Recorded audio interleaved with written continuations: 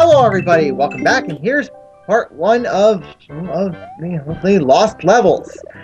When we last left, we beat Super Mario Bros. 1, and now we're moving on to the second game in the Super Mario All-Stars plus Super Mario World series. And right off the bat, you take and lose a mushroom. I forgot to mute the game audio, so we'll have a couple seconds of that. Why the heck did you pick Luigi? Because Luigi jumps higher than Mario. Luigi's the better brother. Now, you notice that red shell broke the laws of physics. It slowed down as it slowed down its horizontal velocity as it fell. Because think about it, if you try playing as Mario, you're not going to get as high of a jump as Luigi. That's because Mario is fat. I didn't realize they had different attributes in these games. Yep, this is the first game that differentiated their running and jumping abilities. Yeah. Yeah, because in other like Mario games, in order to play as Luigi, you have to play in two-player mode. Or, beat the game with Mario. Yeah, I mean, unless there was some kind of cheat that would allow you to play as Luigi with the Player 1 controller. Or just play NES Remix, which has Super Luigi Brothers, where everything is mirrored and you go left. Oh. Can he get the fire flower? I really don't know if there is a code you can type in that allows you to use Luigi with the Player 1 controller. Oh, you cheater, going along the top of the level. It's easier! That's cheating. Oh, you wuss. This is also the game that punishes you for that, because you could get to a warp zone that'll take you back to the beginning of the game. Yeah. Well, we're not going to see those. I'm not going to be using any warps. Yeah. And I will say this is the hardest Mario game, bar none. Hardest Mario game ever? Ever. Oh. I wouldn't say that. Well, that kind of statement would be debatable. Because on all the others except for basically Super Mario Land, you can get any power-up you need at any time. Of course, Mario Land is a third as long as this game is. Would this be the hardest Mario platformer, you think? Pretty much. It's okay. Well, my experience isn't as... Sorry. If I remember right, this has a hard mode to it where you restart after you beat the game. I know there was in the original one. I'm pretty sure there was in the Lost Levels as well. And the thing about that is that it can get difficult, but it's quite doable. On the All-Stars version of this, they were very nice. If you run out of lives and have to continue, you'll start back at the stage you're at rather than the beginning of the world. But the Famicom version, not so nice. Kind of kills the reason to have lives, though, at the end of the day. I'm pretty sure that you have to restart at the beginning of the world in the all remakes as well. No, it's standard. This one's the exception. I played through this one enough to know. Well, the only thing I don't like about it is its requirements in order to play World 9. Still a lot nicer than the original version, though. Yeah, because in the Famicom version, they make you play through the first 8 worlds 8 times. So. On this one, you just have to do it in one run. Yeah, which I like that change. Yep, and especially handy on emulators, because just use save states. Yeah, because think about it. Most of us wouldn't have time to play through this game 8 times in a row. Fair enough. Unless, Of course, we're talking about Japan, too. Back on the original. Yeah. Right. Oh, trampolines. They never got the physics. Yeah, I tried looking for the Famicom version of Lost Levels on Emu Paradise, and it wasn't there. I'm not surprised, because it is for the Famicom Disk System, which I don't think is emulated. Well, if it was this system, wouldn't it have a save feature? It did. It had a built-in save feature, but not necessarily for this. It did for Zelda 2.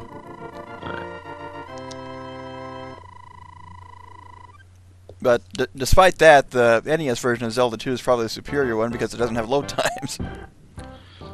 I'm pretty sure that that's one of the unspeakable games.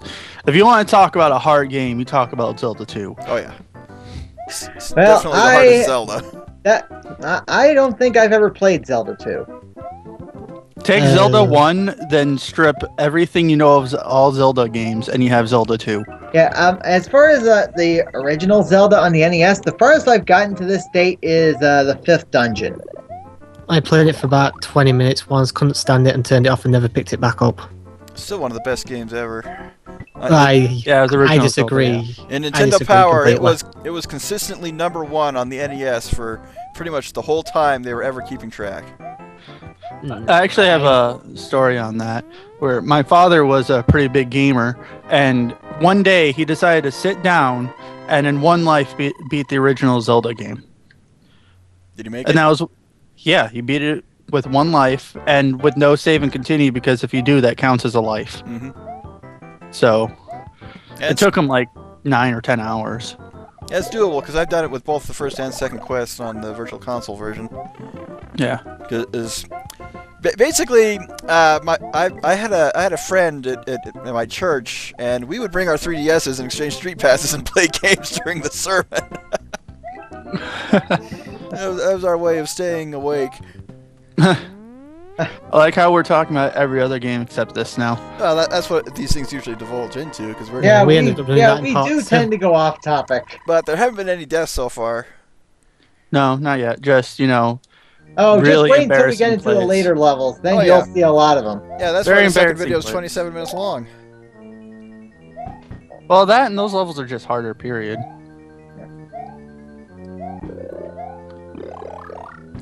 Learning about the location of a lot of power-ups. Invisible mushrooms, sort of like wall chicken. Well, I found it out on my old player's guide. Yeah, I still have that somewhere. Yeah, well, I mean, I do too, but it's not in good condition anymore. But luckily, I don't really need it anymore.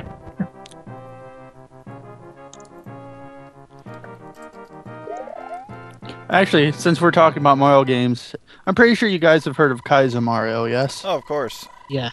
Who hasn't? Have you guys tried it out yet? No. No. I actually managed to get to the first level of Kaizo Mario. That was enough of an accomplishment. Don't even think about picking that for a race. No.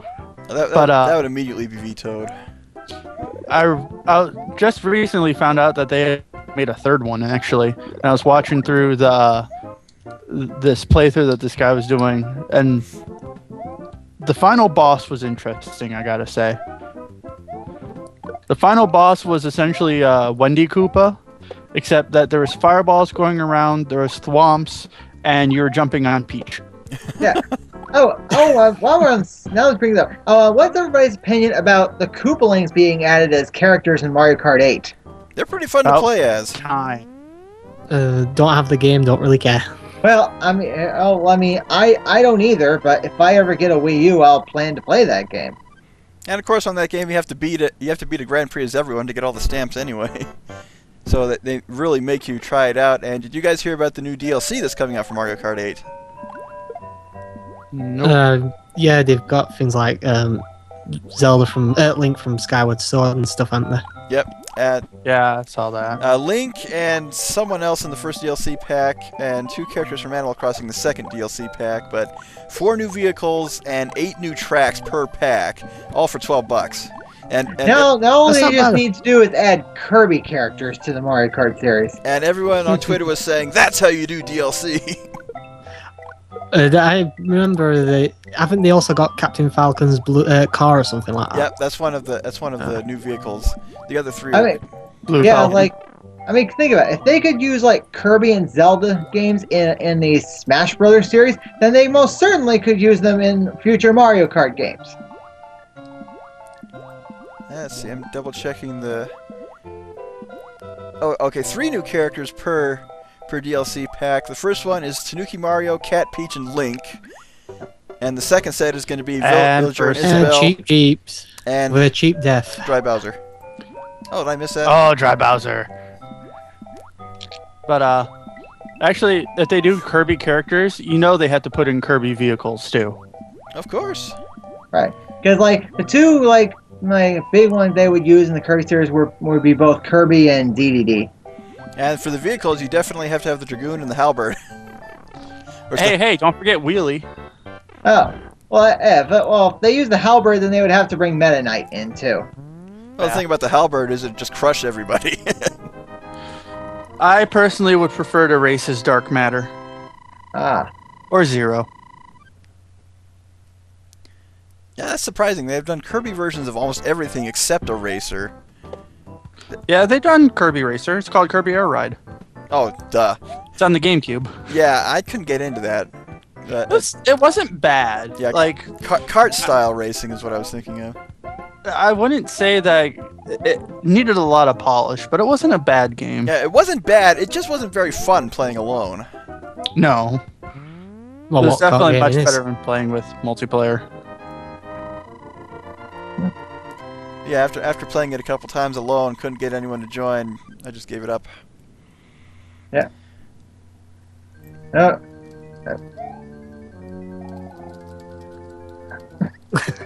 And dead. Yeah. That was a pretty pathetic death. Yeah, that was an accidental screw up on my part. That's not Kool-Aid, that's lava. Death lava. I didn't intend on Cooper jumping in lied there. to me. Because I was trying to make it down those steps without jumping. Oh, And as you saw, the first time was a fail. The second time I made it. Oh, there's something about the water level that reminded me of something that's always bugged me. In the Super Mario Bros. 3 manual, it has a list of Mario's moves, and included in ones that, quote-unquote, he's always had was the ability to jump out of water, which, of course, he cannot do in this or the original game. Yeah. But too bad this isn't Mario World, so you can at least say that you're jumping into liquid chocolate. Oh, indeed, boiling liquid chocolate. Boiling liquid chocolate, but still chocolate. It's to die for. Is it worth melting for? In Soviet Russia, chocolate melts you! And good old whatever his name is that we're not going to get into a 30-minute debate on how to pronounce it, because we only got 4 we minutes talked about left. that in part. Lakitu. Lakitu. That's becoming a running gag on the whole channel. I noticed. It all started with the Yoshi's Island race. Well, It really is a toss-up whether it's a Lakitu or Lakitu. or we could just simplify things and call him by his Japanese name of Jugum. Now, for those who have never played Lost Levels, notice those red piranha plants. They will come out and bite you even if you're on top of the pipe. Yep.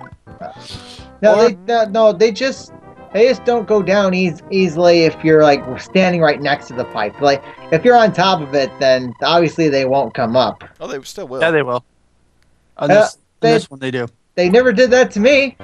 That's because you moved in time. We can always just call him by Killer 7 rules. Just call him Cloudman. Yeah. And also another thing to point out, like unlike the original Mario game, this one added both the red piranha plants and the poisonous mushrooms. Yep. Yeah. I haven't seen any poison mushrooms so far. That's because I try to avoid them. Understandably. Well, those are the only 2 new additions to the game. They're poison mushrooms. They're the healthiest thing in this world. Well, just everything else is trying to kill you. Yeah. I do like how the interpretation that the mushrooms are making him hallucinate, which is why he becomes so big. Oh yeah. Yeah, there's an old Flash site I really liked, but it's long gone. It's the first one I ever found where you could shoot the dog from Duck Hunt. But yeah. it had a flash animation of Mario and Luigi taking their latest trip into the Mushroom Kingdom, and it just had them surrounded by shrooms and completely hallucinating. Sounds about right. You're making me feel very inferior with these platforming skills. Jeez, now I'm remembering some more from that one. There's another one where Luigi gets jealous and hires Wario, and they basically kill everyone in the Mushroom Kingdom. It was like called The Color of Envy or something like that. I wonder if I can find it again. And that sounds familiar, actually. And it also had a Flash-based fan-made Mega Man game, which looked really cool, but never got finished. Especially since it used music and elements from Final Fantasy VI and Star Wars. And dead. That's not ketchup. No, it's soup. Luigi soup at this point. Burning soup.